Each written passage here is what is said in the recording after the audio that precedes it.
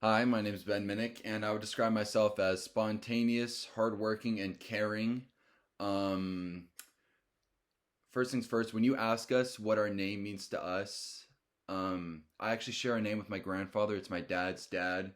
And I didn't know him that long. He died when I was younger, but when I hear stories about him, and my parents always say we look alike, we act alike, we talk alike, and it's really cool to hear old stories about him and what he was like. So, even though I didn't know him that well, he's still a part of me, and he lives through me with that name. So that's something about my name. And when people hear my name, the people around me, they think of someone who knows how to have a good time, who's always on the move, who's pretty hyper. I do have a fun side, and I know how to turn it off, but usually I don't like to. I like to leave it on for 90% of my life just because it puts everyone in a better mood. And puts me in a better mood. So I think that's important. So I'm just a freshman at Northridge, so I don't, I haven't figured out everything. I don't know what I want to do with my life. I've got some ideas, some dreams, but life is a roller coaster. So I don't know what's ahead of me. But one of my dreams is I've got a couple of them. I'd like to become a sports analyst for the Los Angeles Lakers and just work with a team, work with the players, try to make the game more efficient and just make the game more enjoyable for everybody because I'm obsessed with basketball and I really hope I can, do that in my future and be involved with basketball in any way possible. So I'm really working towards that. That's why I'm a statistics major because, I can analyze all the stats, break it down for each player, help them out like that. But my other dream is becoming a firefighter. I really want to become a firefighter because it's something that's always what I've wanted to do.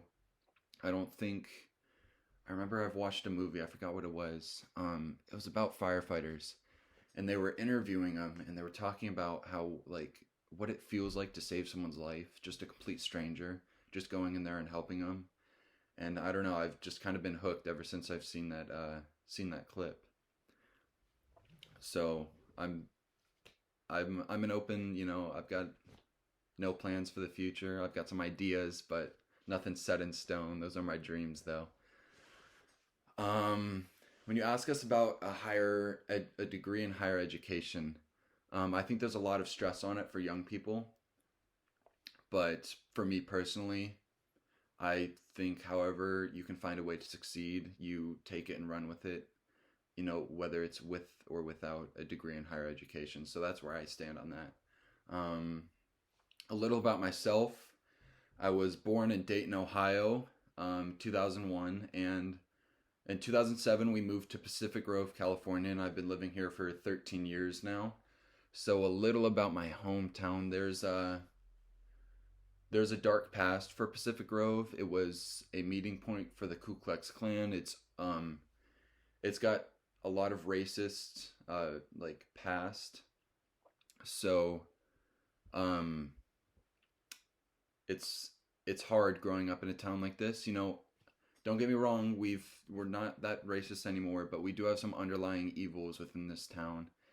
And it's been really hard, especially during this movement. Like a month ago, we set up a protest in Pacific Grove. Me and a couple of other peers.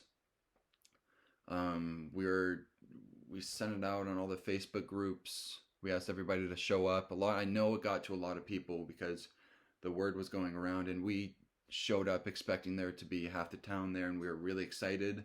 And it was a sad showing when we first showed up. So I think after that, it's inspired a lot of us, especially me and a couple of other friends. We go around the town like putting up posters, just trying to spread the word any way we can. And it's hard in this town because there's a lot of old white people. So it's hard to reach them because they're not that tech savvy.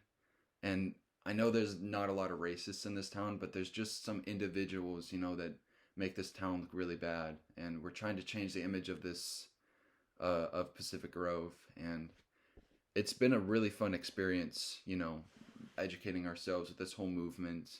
And I'm all for it. I don't think I'm ever gonna stop, and I don't think my peers are going to stop with me. So that's just a little about my hometown. So it's definitely been different growing up here. It's just I'll give a little more information about it. It's like 80% white people here. There were, I think, 86% at my high school.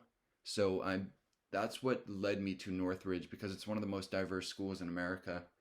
So when I saw that, I saw, a complete different community and people I can interact with, and it really spoke to me. So that's one of the main reasons why I came to Northridge. So I'm excited for this new experience.